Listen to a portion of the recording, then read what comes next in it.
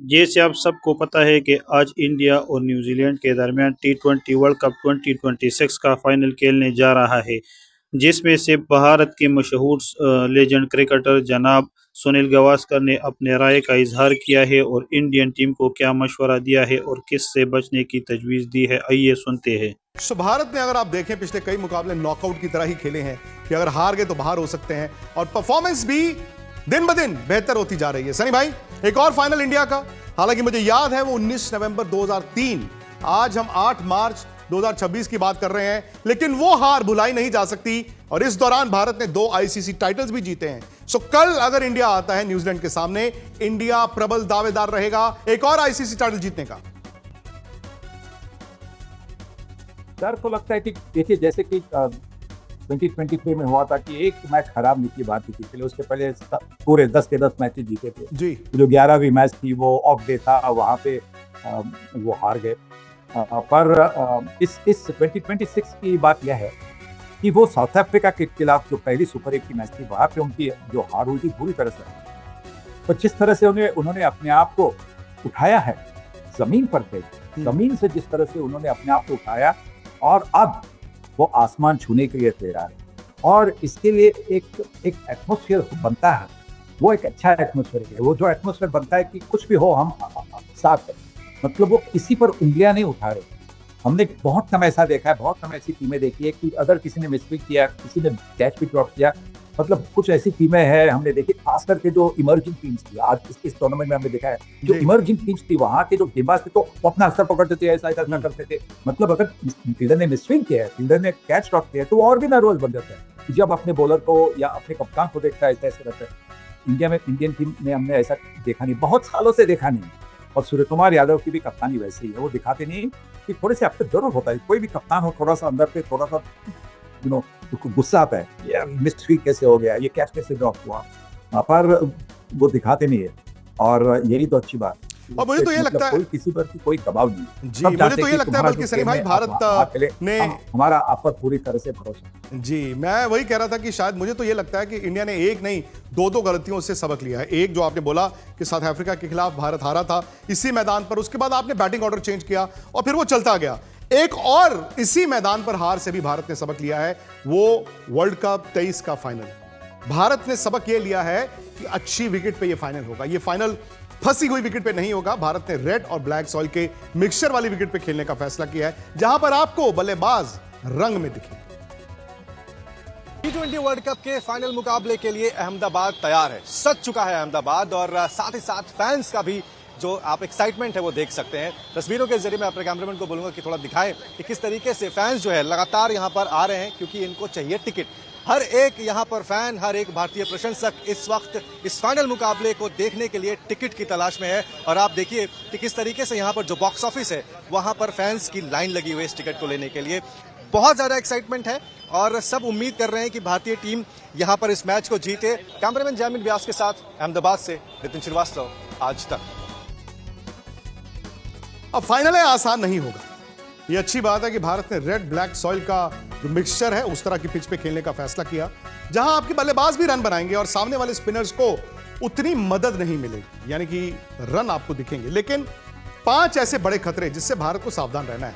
देखिए, न्यूजीलैंड ना टीम ऐसी है जिसका नाम बहुत नहीं होता, इतनी तवज्जो नहीं होती उन पे, लेकिन ये टीम सरप्राइज करती है। अगर आप न्यूजीलैंड की सलामी जोड़ी को देखें, साइफर्ट ने, फिन एलन ने जो बैटिंग की है, इस जोड़ी ने इस वर्ल्ड कप में एक जोड़ी के तौर पर सबसे ज्यादा रन बनाए। आपको पिछला मैच याद होगा, इन्होंने 170 रन की चेज को कितना बौना कर दिया था। उसके अलावा इस टीम के पास मिचेल सैंटनर जैसा एक कप्तान है। अब मिचेल सैंटनर के साथ जो बाकी स्पिनर्स हैं उनका बहुत नाम नहीं है, लेकिन कुल मिलाकर 18 विकेट उन्होंने लिए। इसीलिए मैं कह रहा हूं कि अगर भारत रेड और ब्लैक सॉइल के मिक्सचर पर खेलेगा तो न्यूजीलैंड के स्पिनर्स को आप थोड़ा सा काउंटर कर सकते हैं। अब रचिन रविंद्र एक ऑलराउंडर के तौर पर, एक गेंदबाज भी और एक बैट्समैन के तौर पर, डैरिल मिचेल का इस्तेमाल भी नहीं किया गया और डैरिल मिचेल ने रन भी नहीं बनाए।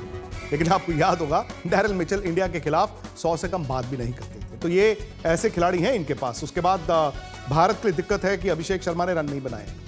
अभिषेक शर्मा ने रन नहीं बनाए मतलब रन नहीं बनाए, और रन बनाते दिखे भी नहीं है। हालांकि उम्मीद यही है कि भारत एक और मैच उनके साथ जाएगा, इस उम्मीद के साथ कि फाइनल है। अगर वो 25, 30, 40 गेंदें खेल ले तो शायद भारत को जिता दें। वरुण चक्रवर्ती को लेकर भी थ्रेट जो है वो काफी ज्यादा है। हालांकि एक ऑप्शन है भारत के पास कि कल वो कुलदीप यादव को फाइनल में उतार दे वरुण की जगह। हालांकि सूर्या ने ये बोला है कि फैसला कल किया जाएगा। सनी भाई, मतलब न्यूजीलैंड और इंडिया ये दो टीमें आई हैं फाइनल में, और कितनी दिलचस्प बात है, एक साल पहले मैं और आप दुबई में बात कर रहे थे, चैंपियंस ट्रॉफी का फाइनल भी इन्हीं दोनों टीमों के बीच था। 9 मार्च को था, आज 8 मार्च है, मतलब 364 दिन में यही दोनों टीमें एक बार फिर एक आईसीसी वर्ल्ड कप के फाइनल में है। नहीं, जिस तरह से सुपर 8 में जो हमने रिजल्ट देखे तो वहां पे ऐसा लग रहा था कि साउथ अफ्रीका इंग्लैंड की टीमें शायद फाइनल में आ सकती है, और न्यूजीलैंड और इंडिया हमेशा मतलब काफी नजदीकी मामला था। पर जिस तरह से इंग्लैंड और साउथ अफ्रीका ने सुपर 8 में जीते हासिल की थी, वैसा लग रहा था कि शायद वो दो टीमें आएगी। तो न्यूजीलैंड ने तो इतना बेहतरीन परफॉर्मेंस किया साउथ अफ्रीका के खिलाफ सेमीफाइनल में, और उसके बाद में भारतीय टीम ने अच्छी डिटर्मिनेशन दिखाई, अच्छी जिगर दिखाई, जहाँ से वो मैच उन्होंने इंग्लैंड को भी हरा। सनी भाई, यहां पर देखें ना, वो सेमीफाइनल अपना 1 साइडेड जीत के आए हैं। जिस तरह से उन्होंने साउथ अफ्रीका, आपने कहा कि साउथ अफ्रीका फेवरेट था यहां पे आने के लिए, साउथ अफ्रीका उन्होंने बुरी तरह मसला है। भारत का जो सेमीफाइनल था दूसरी तरफ बड़ा ही टाइट गेम था, 253 बनाने के बावजूद इंडिया सिर्फ 7 रन से मैच जीता है। सो आप इस रास्ते को कैसे देखते हैं? एक टीम 1 साइडेड आ रही है, एक टीम बड़ा क्लोज कॉन्टेस्ट जीत के आ रही है। ठीक है, फाइनल का जो माइंडसेट होता है ना, वो एकदम अलग का माइंडसेट होता है, और हमें ये भी याद रखना चाहिए कि जो टीम शायद आसानी से जीतती है वो थोड़ी सी ज्यादा रिलैक्स हो सकती है, और जो टीम, जैसे कि भारतीय टीम ने इंग्लैंड के खिलाफ एक नजदीकी मामला था, अगर वैसा नजदीकी मामला जब बन जाता है तो फिर उस टीम का जो कैरेक्टर है वो दिखाई देता है, उनकी जिद दिखाई देती है, उनकी भूख, टाइटल जीतने के लिए जो भूख है वो आपको दिखाई देती है। और ये इस भारतीय टीम से हमने देखा है। वेस्ट इंडीज के खिलाफ पिछले रविवार को जो मैच हुआ था कलकत्ते में ईडन गार्डन्स में, वहां पे भी जिस तरह से उन्होंने 200 के करीब जो टारगेट का लक्ष्य उनके सामने था, उसको जिस तरह से उन्होंने पाया, और यहाँ पे भी जब वो आखिरी ओवर की बात की तो 30 रन करने थे, तो शायद शिवम दुबे पहली बार गेंदबाजी कर रहे थे उस मैच में, तो थोड़े से रिलैक्स हो गए होंगे, इसीलिए शायद नजदीकी मामला था। पर मतलब नजदीकी रन के हिसाब से आप नजदीकी मामला कह सकते हैं, पर फिर भी मुझे लगता है कि जो भारतीय टीम ने दिखाया उस सेमीफाइनल में, उससे तो बहुत बड़ी आशाएं हैं कि फाइनल में जो भी हो वो कुछ करके दिखाएंगे, कुछ जादू करके दिखाएंगे और ये मैच जीतेंगे। सर में हालांकि आसान नहीं होता कि हर मैच आप 100% पर खेल कर आए, और ये हकीकत है कि इंडिया हर मैच 100% नहीं खेला। इनफैक्ट न्यूजीलैंड भी लड़ते गिरते पड़ते आया, इंडिया के लिए भी एक बड़ा झटका था। इंडिया के सामने भी तो कंसर्न्स हैं, खास तौर से मेरा मानना अभिषेक शर्मा और वरुण चक्रवर्ती। मुझे 2 कंसर्न्स है जी, एक तो अभिषेक शर्मा के बारे में, और दूसरा कंसर्न है वरुण चक्रवर्ती के बारे में। वरुण चक्रवर्ती का कॉन्फिडेंस बिल्कुल लगता है कि बिल्कुल एकदम डाउन है, क्योंकि सुपर 8 में आप जब देखते हैं कि सुपर 8 की जो टीमें थी वो बहुत अच्छी टीमें थी। जो पहली राउंड थी वहाँ पे 2 टीमें थी, 3 टीमें थी, ऐसी टीमें थी जिन्होंने शायद जो क्या बोलते मैजिक डिलीवरी खेले नहीं थे और उनकी प्रैक्टिस नहीं थी।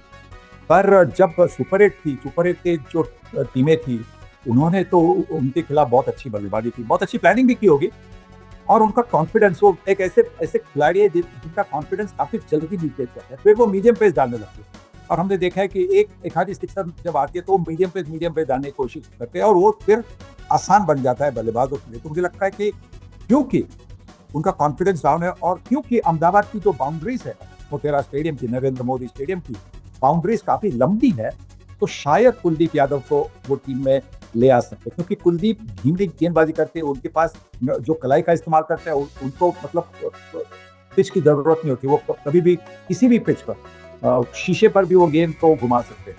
तो शायद कुलदीप यादव खेलेंगे ऐसा लगता है। और अभिषेक शर्मा, क्योंकि अभिषेक शर्मा ने अभी देखिए 6 या 7 मैच जो है कुछ सीखा ही है। हाँ, आप ये कह सकते हैं कि उनका नेचुरल गेम है और इसीलिए उनको ऐसा ही खेलना होगा, पर जब आप हमेशा उसी तरफ आउट हो रहे हैं जहाँ पे आपके हाथ फ्रीली नहीं जा रहे, आप यहाँ पे ऑफसाइड पर खेल रहे हैं तो आपके हाथ खुल जा रहे, पर जो बॉलर आपको टकअप कर रहे हैं, आप उनके खिलाफ ऊपर से मारने की कोशिश करेंगे तो आपके शॉट में ताकत नहीं है। जहाँ पे आपके पूरे हाथ निकल सकते तो वहां पे आपके शॉट्स में ताकत होगी। न्यूजीलैंड के पास एक ऑफ स्पिनर है जिन्होंने पिछले मैच में भी और साउथ अफ्रीका के मैच में उन्होंने एक ही ओवर की थी और एक ओवर में उन्होंने 2 लेफ्ट हैंडर को आउट किए थे। तो इसीलिए शायद मुझे लगता है कि ईशान किशन को ऊपर ले आए और रिंकू सिंह जो फिनिशर है, रिंकू सिंह जो हमने देखा है उनके हाथों पे दिखा है गॉड्स प्लान, वो गॉड्स प्लान जो हो सकता है कि वो मैच विनर आपके लिए बन सकते हैं इस फाइनल में। तो ये बड़ा बयान दिया है सुनील गावस्कर ने। सुनील गावस्कर कह रहे हैं कि जो दो बड़े कंसर्न्स भारत के हैं, ए वरुण चक्रवर्ती, बी अभिषेक शर्मा, क्योंकि कॉन्फिडेंस गिरा हुआ है तो आप फाइनल में चांस मत लें। सुनील गावस्कर ने कहा है कि अभिषेक की जगह रिंकू को खिलाया जाए, ईशान किशन से ओपन कराया जाए और तिलक वर्मा 3 खेल सकते हैं, रिंकू नीचे खेल सकते हैं। और उन्होंने वरुण चक्रवर्ती की जगह यह कहा है कि कुलदीप को खिलाया जाए। यानी कि दो बदलाव की एक तरह से दो बदलाव पर सुनील गावस्कर ने मोहर लगाई है। वो कह रहे हैं कि कुलदीप को खिलाइए वरुण चक्रवर्ती की जगह, और दूसरा उन्होंने कहा है कि रिंकू सिंह को आप अभिषेक की जगह खिला सकते हैं और ओपन आप ईशान किशन और संजू सैमसन के साथ कर सकते हैं। तो ये अब कल कप्तान के पाले में ये फैसला होगा। कोच कप्तान क्या सोचते हैं। हालांकि आज सूर्य ने बोला, हालांकि उनसे सवाल तो सिर्फ वरुण पर किया गया था, उन्होंने कहा चैंपियन बॉलर हैं, नंबर 1 हैं, लेकिन फैसला हम कल लेंगे।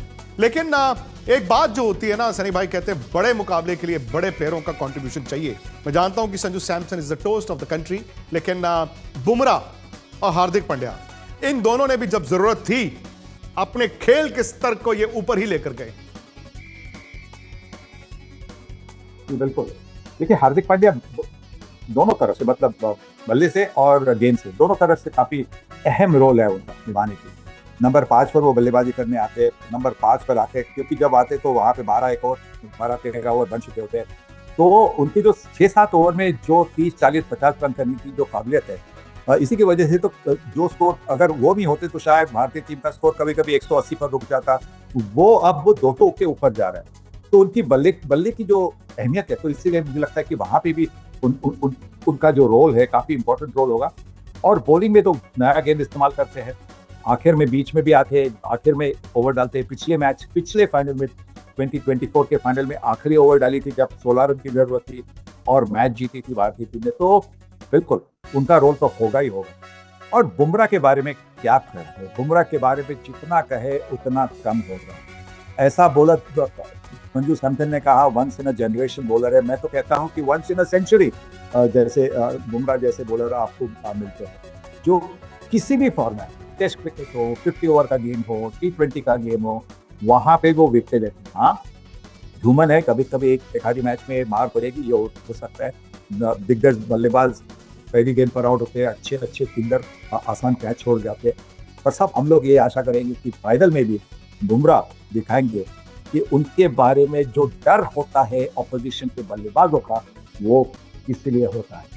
और ये भी ना भूलें कि न्यूजीलैंड की ताकत उसके सलामी बल्लेबाजों में। अगर भारत ने उस जोड़ी को तोड़ दिया तो फिर आसान हो सकता है मुकाबला। सनी भाई, एक और खिलाड़ी, मैं उसका, जैसे आपने कहा ना कि बुमराह की क्या बात करें, मैं तो कहता हूं संजू सैमसन की भी क्या बात करें। तकदीर कैसे घूमी और वक्त का वो चक्र घूमते घूमते घूमते संजू सैमसन पर हम वापस आए जब हमें लग रहा था कि दिक्कत आई है। और संजू सैमसन ने अपनी जिंदगी की 2 सबसे बड़ी पारियां 2 बड़े मैचों में खेली।